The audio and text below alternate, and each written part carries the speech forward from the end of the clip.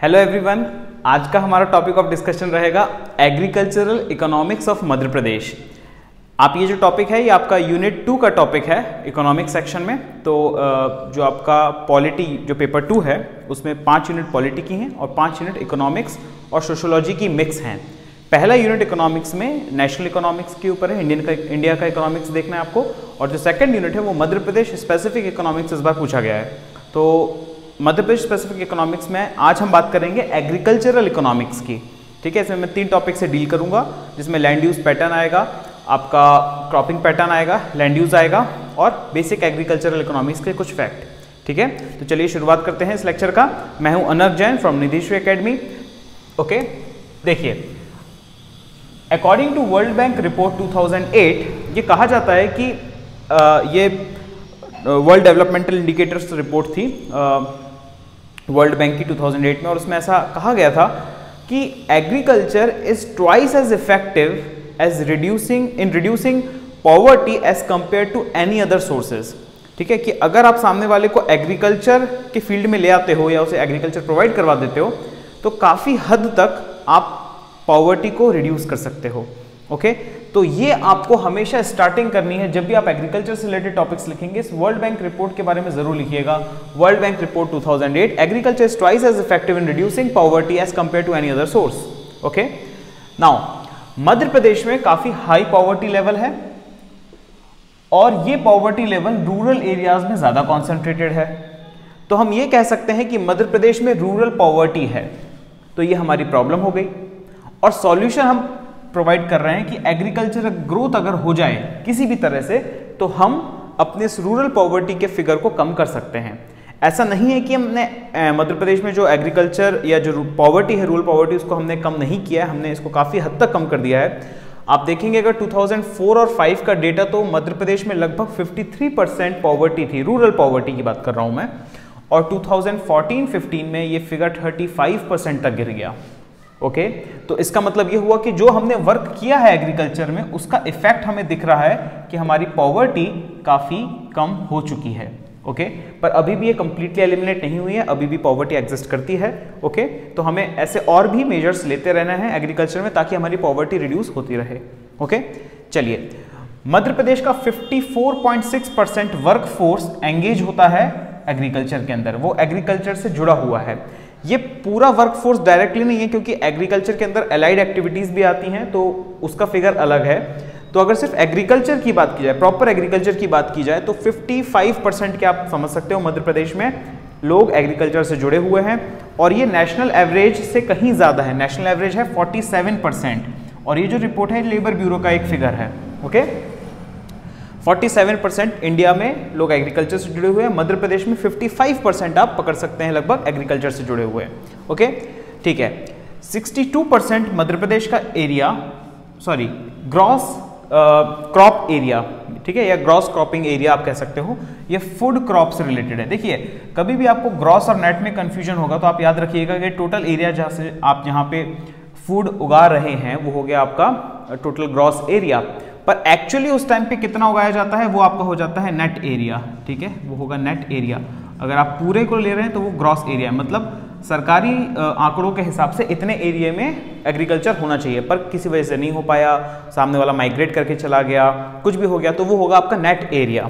Okay, तो मध्य प्रदेश के gross area पे मोटे तौर पे लगभग 62% पे फूड क्रॉप उगाई जाती है और 32% पे लगभग ऑयल सीड्स उगाए जाते हैं। ऑयल सीड्स में आप समझ सकते हैं जैसे ऑयल वगैरह निकलता है, आप कैस्टर पकड़ सकते हैं, मस्टर्ड पकड़ सकते हैं, सोयाबीन पकड़ सकते हैं, ठीक है, और भी बहुत सारी छोटी छोटी चीज़ें, ये सब ऑयल सीड्स की कैटेगरी के अंदर आएंगे।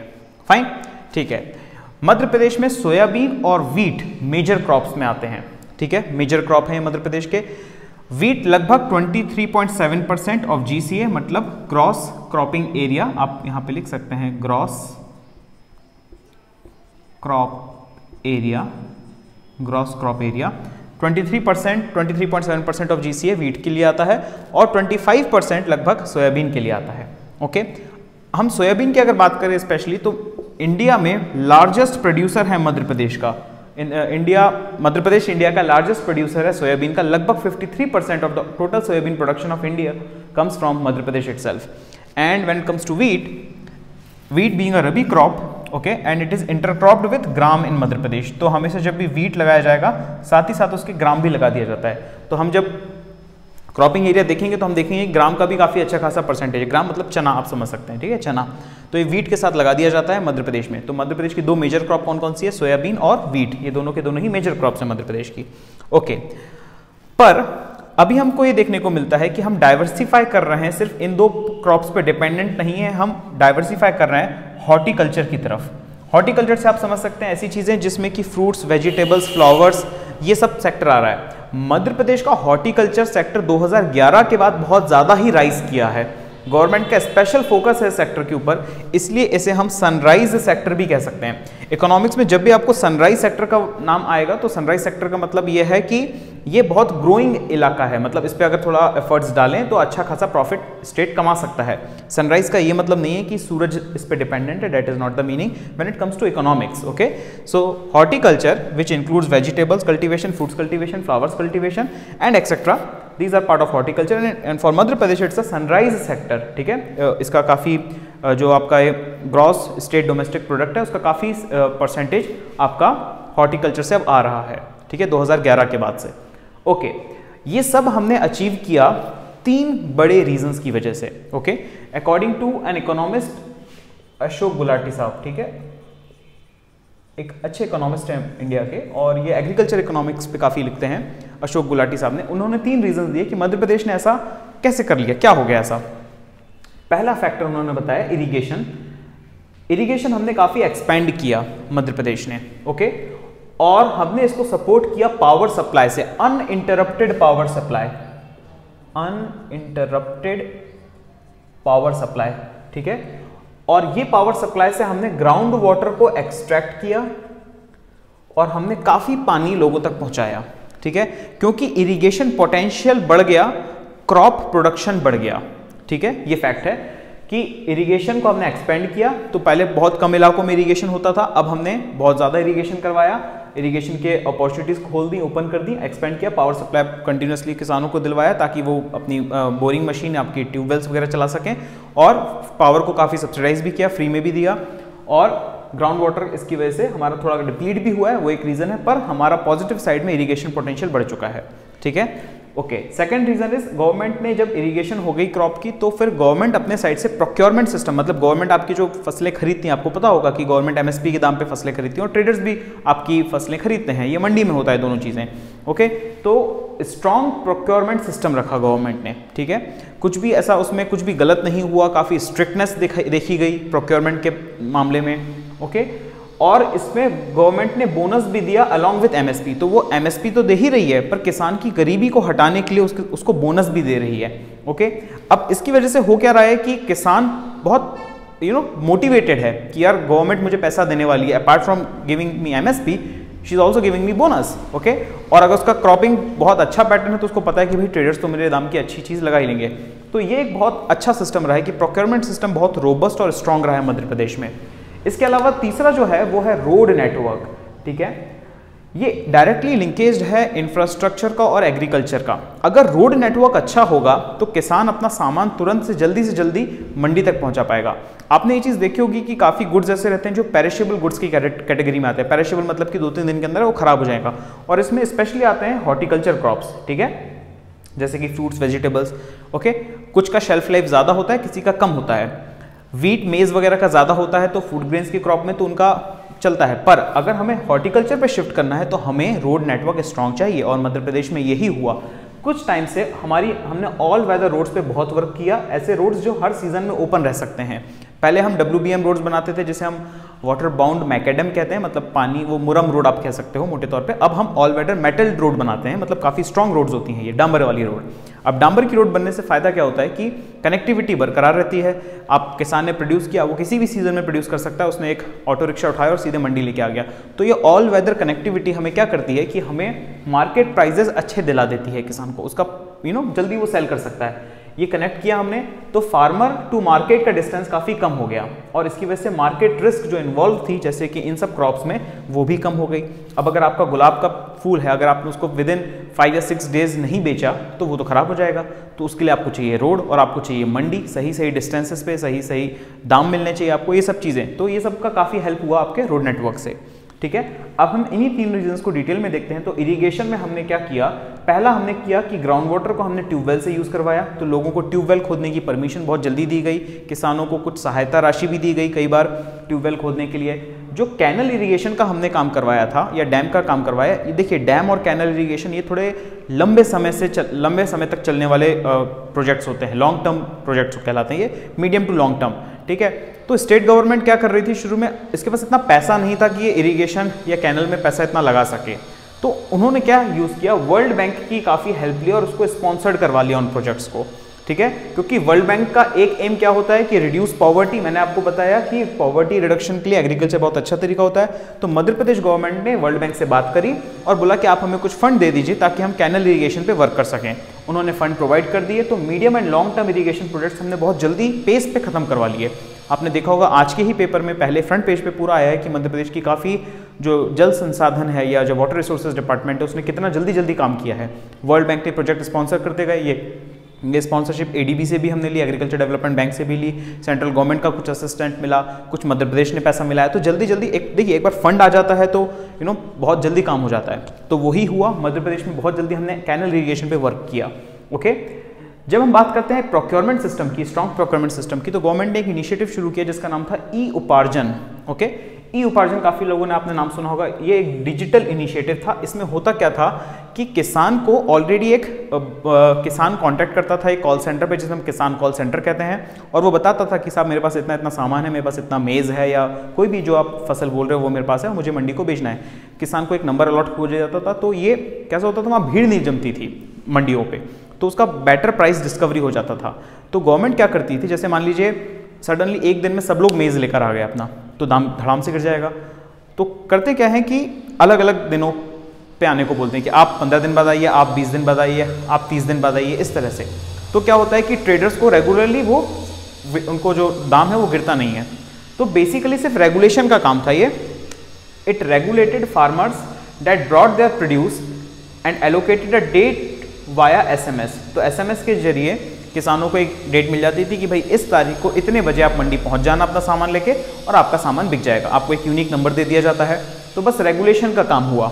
ओके, फिर उसके बाद क्या होता है, ऐसे फार्मर्स जो अपना प्रोड्यूस है उनको पता है कि मेरा बहुत अच्छा प्रोड्यूस है, ओके, ये MSP में भी कहीं ऊपर दाम पे बिकेगा, तो उनका एक अलग लिस्ट बना के उनको MSP के ऊपर भी दे दिया जाता था या फिर उनका कॉन्टैक्ट ट्रेडर्स के साथ करवा दिया जाता था ताकि ट्रेडर्स उनके दाम को, उनके प्रोडक्ट को बहुत अच्छा दाम दे सकें। ओके, तो ये भी हुआ।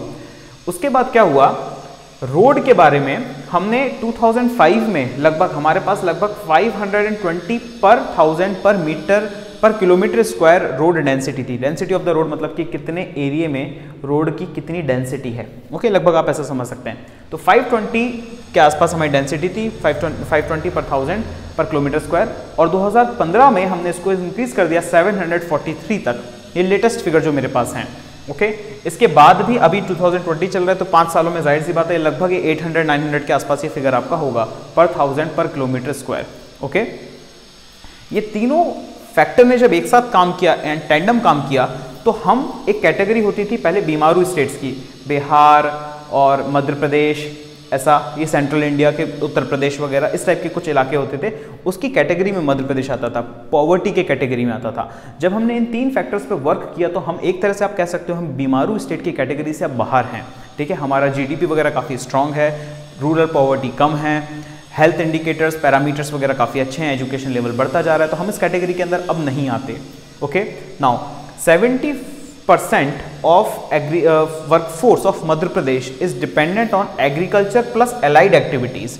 नाउ एग्रीकल्चर मैंने आपको बताया था यहाँ पे 55% मध्य प्रदेश में डिपेंडेंट है। अगर पूरे मध्य प्रदेश का और ज़्यादा लोग को जोड़ दिया जाए एलाइड सर्विसेज में, मतलब कि जैसे मान लीजिए dairying, animal husbandry, agriculture produce बनाना, बैम्बू की स्टिक्स से कुछ ना कुछ बना देना या कुछ भी मतलब हैंडीक्राफ्ट वगैरह सबका सामान जो एग्रीकल्चर प्रोड्यूस से रिलेटेड है, तो ऐसी वर्कफोर्स लगभग 70% है।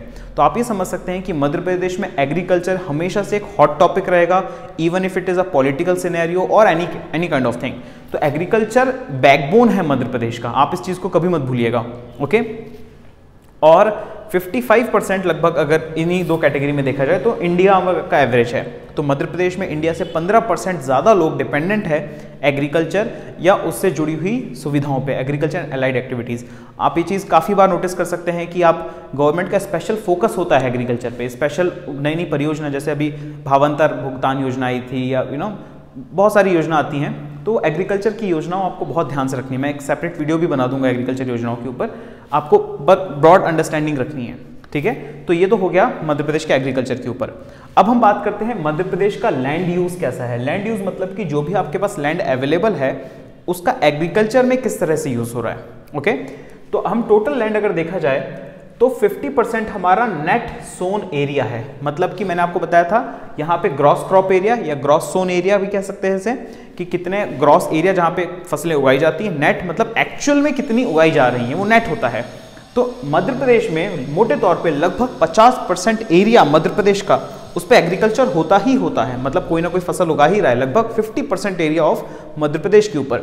अब 28% हमारा फॉरेस्ट है, ठीक है, इसे आप हाथ नहीं लगा सकते क्योंकि फॉरेस्ट लैंड के अंदर आता है। इंडिया के जो वो आपके नेशनली डिटरमाइंड कॉन्ट्रीब्यूशंस हैं जो पेरिस पैक्ट के अंदर हमने साइन कर रखे हैं, जो पेरिस पैक्ट हमने एक्सेप्ट कर रखा है, उसमें हमने बोला है कि हम भी अपना फॉरेस्ट एरिया बढ़ाएंगे। तो हम जाहिर सी बात है इस 28.2% को बढ़ाने की कोशिश करेंगे, okay fine. Now not available for agriculture is 11.3%। ये वो इलाका है जिसपे जनरली लोगों के घर हैं, कुछ डैम हैं, कुछ रिजर्वायर है, मतलब इस टाइप का इलाका, रोड वगैरह हो गया कि it is not available for agriculture, इसमें हम कुछ नहीं कर सकते। अब आती हैं लास्ट की दो category, other uncultivated land except fallow land, okay, and the last one is fallow land. Fallow land वो लैंड होता है जिसपे कोई भी टाइप का अभी तक हमने वो मतलब बंजर जमीन पड़ी है। तो ये वो जमीन है जो अनकल्टिवेटेड है और ये वो जमीन है जो बंजर है, आप इसे कह सकते हो बंजर, ओके, बंजर जमीन। आपने देखा होगा कई बार ऐसा बहुत सारा इलाका खाली पड़ा है, ना किसी का गवर्नमेंट का है पर कोई कुछ उगा नहीं रहा है। तो ये जो दो एरिया हैं 2.8% एंड 7.7%, इसे हम अगर ऐड कर दें हमारे नेट सोन एरिया में तो हम अच्छा खासा कल्टीवेशन कर सकते हैं, ठीक है। लगभग आप समझ सकते हैं ये लगभग 60% हम एरिया, मोटे तौर पे 60% एरिया हम अपने नेट सोन एरिया के कैटेगरी के अंदर ला सकते हैं। ज़्यादा एरिया एग्रीकल्चर के अंदर आ जाएगा, ज़्यादा हमारा पॉवर्टी रिडक्शन होगा, डायरेक्टली लिंकेज है, ठीक है। तो हमें पूरी कोशिश करनी है कि जो हमारा फैलो इलाका पड़ा हुआ है, जो अनकल्टिवेटेड है, या जो हमारा फैलो लैंड है, बंजर ज़मीन है और अनकल्टिवेटेड लैंड है, इसको भी हम एग्रीकल्चर के अंदर लेकर आएँ, ठीक है, ओके फाइन। अगर मान लीजिए हमें ऐसा लगता है बाद में कि एग्रीकल्चर भाई अब नहीं करना, तो हम उसे फॉरेस्ट लैंड में भी कन्वर्ट कर सकते हैं, इसको भी लैंड की ज़रूरत है। तो इस तरह से हमारा मध्य प्रदेश का लैंड यूज पैटर्न डिसाइडेड है लगभग, okay. So can be brought under cultivation which proportion 2.8% and 7.7 और रफली अराउंड 10% के आसपास ये आपका कल्टीवेशन के अंदर लाया जा सकता है by using technology and by using irrigation, ठीक है। तो हम इरीगेशन सर्विसेज प्रोवाइड करके, टेक्नोलॉजी यूज करके ये दोनों ही एरिया को लैंड यूज कैटेगरी के अंदर लेकर आ सकते हैं, ओके। नाउ क्रॉपिंग पैटर्न की अगर हम बात की जाए तो मध्य प्रदेश में कौन कौन सी क्रॉप उगती हैं और क्या उनका क्रॉपिंग पैटर्न है, तो ये आप देख सकते हो कि मध्य प्रदेश में सोयाबीन लगभग 25% उगाया जाता है, वीट लगभग 24% उगाया जाता है, ग्राम जिसे आप चना कहते हो, मैंने आपको बताया वीट और ग्राम साथ में ही उगते हैं, दोनों के दोनों ही रबी के फसल हैं, ओके, रबी के फसल हैं, रबी सीजन में होते हैं। तो gram and wheat, gram is 13%, rice 8.5%, मेज मक्का 4%, rapeseed and mustard 3.2%, urad dal 3%, cotton 2.4% and तुअर, इसको हम अरहर भी कह सकते हैं, अरहर दाल इज 2.2%, ओके। तो ये मध्य प्रदेश का क्रॉपिंग पैटर्न है। अदर्स की कैटेगरी में वो छोटे छोटे माइनर कुछ आपके क्रॉप्स आ जाते हैं, जैसे मान लीजिए भाजी हो गई, हॉर्टिकल्चर से रिलेटेड हो गया, ये सारी चीज़ें। तो हॉर्टिकल्चर हमारे इसमें एक सनराइज सेक्टर है, हम हॉर्टिकल्चर में अदर्स में आप हॉर्टिकल्चर भी ऐड कर सकते हो। हम देखते हैं कि वीट और सोयाबीन बैकबोन है मध्य प्रदेश का, ये इस पे हमें काफ़ी ज़्यादा वर्क करना है। इसमें इस पोर्शन में अगर हम वर्क करते हैं तो भी हम काफ़ी हद तक पॉवर्टी को कम कर सकते हैं। इस पोर्शन पे और वर्क की क्या आवश्यकता होती है, हम नई वेराइटीज़ को अपनाएं, जो पेस्ट की प्रॉब्लम आ रही है या जो सॉइल पॉल्यूशन की प्रॉब्लम आ जाती है कई बार, वो सब प्रॉब्लम्स हम दूर कर सकते हैं। ग्राम, और अगर हम डिपेंडेंट है, देखिए तुअर, उड़द और आपका ग्राम, ये सारी की सारी लेगम्स के अंदर आती है, क्योंकि लेगम्स के अंदर आती है नाइट्रोजन फिक्सेशन का काम करती है, सॉइल में नाइट्रोजन प्रोवाइड कर सकती है। अगर हम ये सारी चीज़ों को रेगुलरली लगाएं तो हम अपना यूरिया पे डिपेंडेंस कम कर सकते हैं। ऐसे कुछ चीज़ें आप अपने क्रॉपिंग पैटर्न में लिख सकते हैं। Okay, so that's for all for this lecture agriculture economics. इसके बाद का लेक्चर में एग्रीकल्चर में और भी ज़्यादा आपको बताऊँगा डिटेल वगैरह, कि मैं जोन्स आपको बताऊँगा कि एग्रो क्लाइमेटिक जोन्स क्या क्या होते हैं। ये सब कुछ पॉइंट्स हैं जो काफ़ी इंपॉर्टेंट है। सो आज के लेक्चर के लिए इतना ही काफ़ी है। ओके, इस लेक्चर को और भी शेयर करिए, कमेंट करिए, लाइक करिए, और अगर आपको क्लासेस ज्वाइन करनी है तो निधिशु एकेडमी में आप क्लासेस भी ज्वाइन कर सकते हैं। हम पूरा men's oriented point of view से पढ़ाते हैं, और मध्य प्रदेश स्पेसिफिक जितने भी पॉइंट्स हैं जो काफ़ी जगहों पे कवर नहीं होते हैं, वो भी हम ध्यान रखते हैं उस चीज़ का। ठीक है, सो तब तक के लिए signing off from Nidhishu academy. I am Anak Jain. Do take care of yourself. Okay, good bye.